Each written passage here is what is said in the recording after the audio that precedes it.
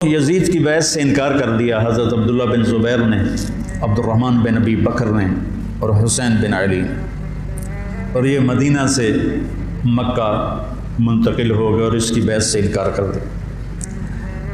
حضرت حسن نے اپنے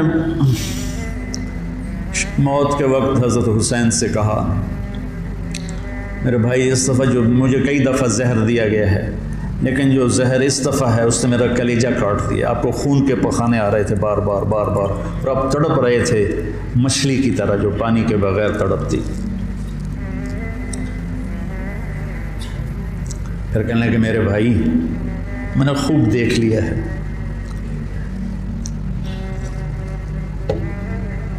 اللہ نے ہمارے گھر میں نبوت رکھی ہے، ہمیں حکومت نہیں ملے گی، ہمیں نبوت کا شرف ہی رہے گا، حکومت نہیں ملے گی ہمیں۔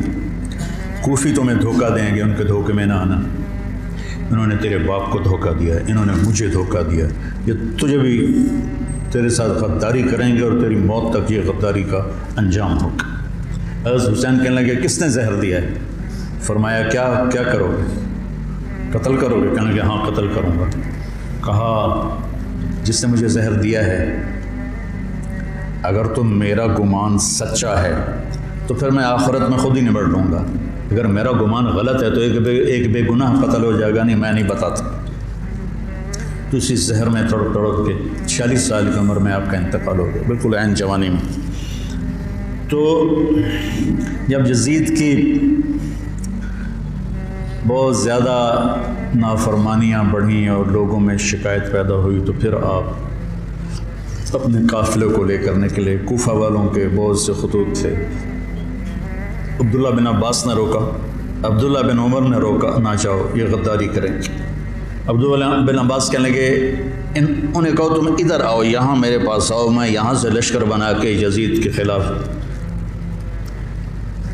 کروں گا، قدم اٹھاؤں گا۔ جب تک وہ یہاں نہیں آتے آپ نہ جانا، وہ ایک قدم پہ پھر جاتے ہیں۔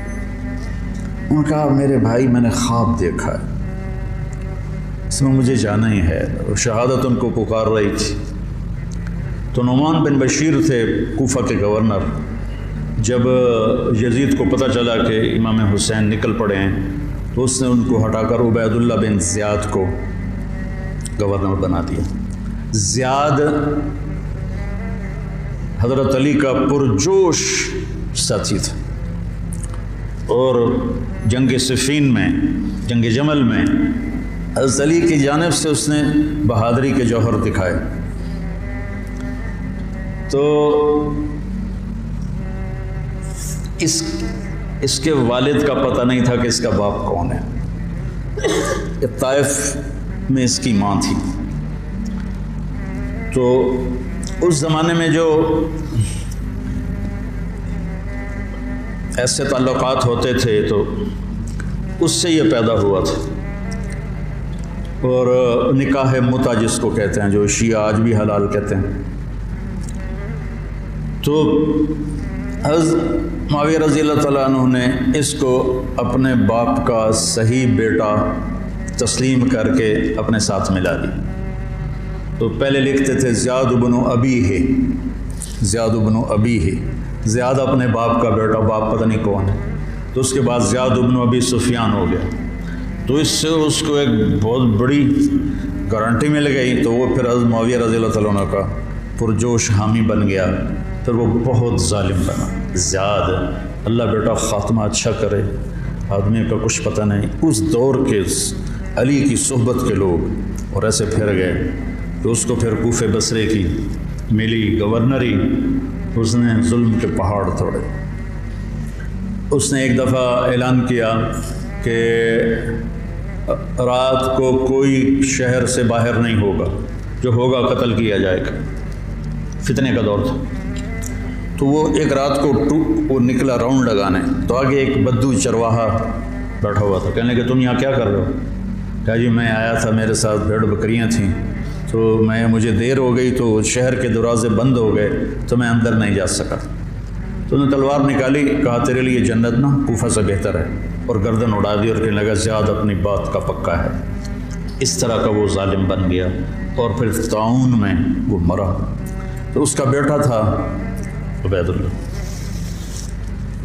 تو وہ باپ کی طرح وہ بھی ظالم تھا، جیسا باپ ویسا بیٹا۔ تو ابن زیاد آ کر وہاں اس نے کوفے کی حکومت سنبھال لی۔ مسلم بن عقیل رضی اللہ تعالیٰ عنہ کو حضرت امام حسین نے بھیجا تھا حالات کا پتہ کرنے، ان کو پکڑ کے شہید کر دیا۔ تو جب یہ راستے میں تھے تو کوفے سے کچھ لوگ راستے میں ملے، تو آپ نے پوچھا مسلم بن عقیل کا، تو کہا جی ان کو تو شہید کر دیا گیا ہے۔ کہا کوفے والوں کا کیا حال ہے؟ تو انہوں نے کہا دل آپ کے ساتھ ہیں، تلواریں بنو امیہ کے ساتھ ہیں۔ دل آپ کے ساتھ ہیں، تلواریں بنو امیہ کے ساتھ ہیں۔ تو کچھ لوگوں نے واپسی کا مشورہ دیا کہ واپس چلے، تو حضرت مسلم بن عقیل کے بیٹوں نے کہا اب ہم اس کے خون کا بدلہ لیں گے، ہم واپس جانا ہمارے لیے بزدلی ہے، اور تقدیر ان کو کھینچ کے لائی کربلا کے میدان میں۔ تو ابن زیاد نے حسین بن نمیر کو ایک دستہ دے کر بھیجا کہ ان کو پانی سے دور کہیں روکو، پانی کے قریب نہ ہوں۔ تو اس نے حر بن یزید کو 1000 کا دستہ دے کر کربلا کے میدان میں بھیجا، اور ان کے آنے سے پہلے دریائے فرات کے کنارے کو قابو کر لیا۔ اور آل رسول پہ پانی بند کر دیا جائے، یار کمال کی بات۔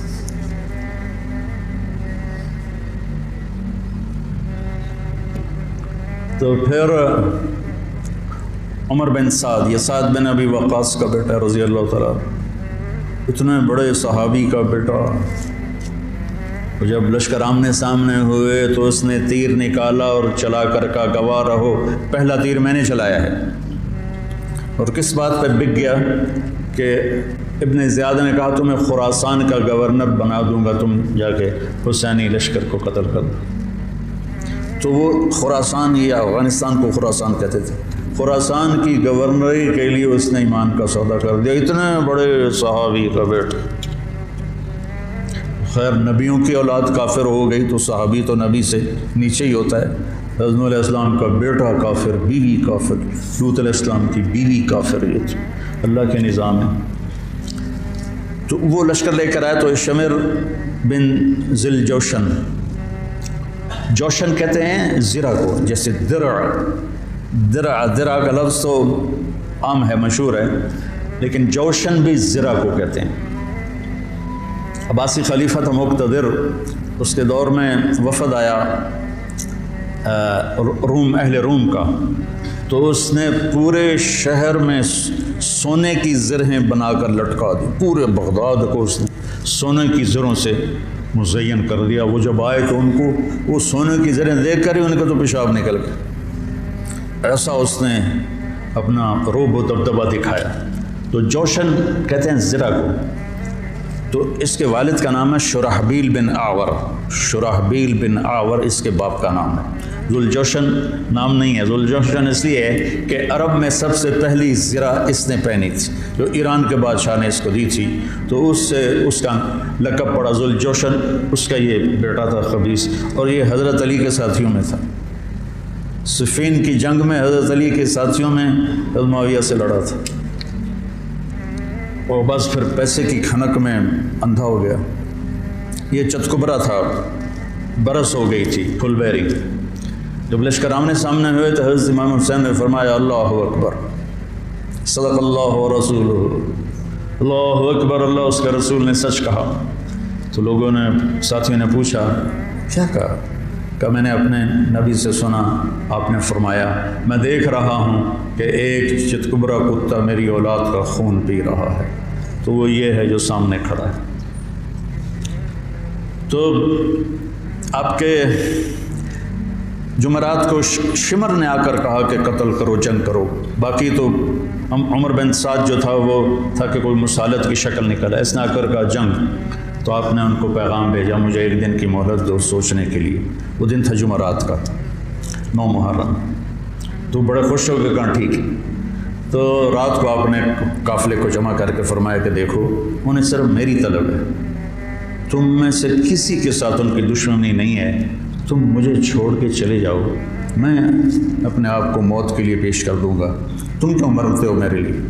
تو انہوں نے کہا کہ حسین ہمارا جینا مرنا تیرے ساتھ ہے، ہم تجھے چھوڑ کے کبھی نہیں جائیں گے۔ اور عجب بات ہے، 4000 کا لشکر عمر بن سعد لے کر آیا، 1000 کا حر بن یزید لے کر آیا، 5000 ہو گئے، اور ادھر 32 گھوڑ سوار اور 40 پیدل، 72، 5000 72، کیا جوڑ بنتا، لیکن کیا جگر تھا حسین کا جو اپنے آپ کو موت کے حوالے کر رہے ہیں، اور پتہ ہے کہ میرے بچے بھی ذبح ہو جائیں گے۔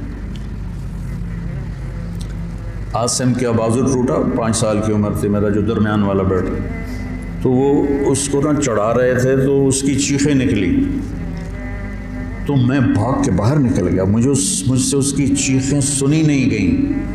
وہ کیا ہے ہستی ہے جس کے سامنے جگر گوشوں کو تلواروں سے ذبح کیا جا رہا ہو اور اس کے چہرے پر استقامت کے سوا کچھ نہ ہو۔ ادھر آ ستمگر ہنر آزمائیں، تو تیر آزما ہم جگر آزمائیں، نہ کر لبوں کو سی عشق ہے دل لگی نہیں، سینے پہ تیر کھائے جا آگے قدم بڑھائے جا، یعنی زبان حال سے کہہ دے کہ ہاں ستائے جا۔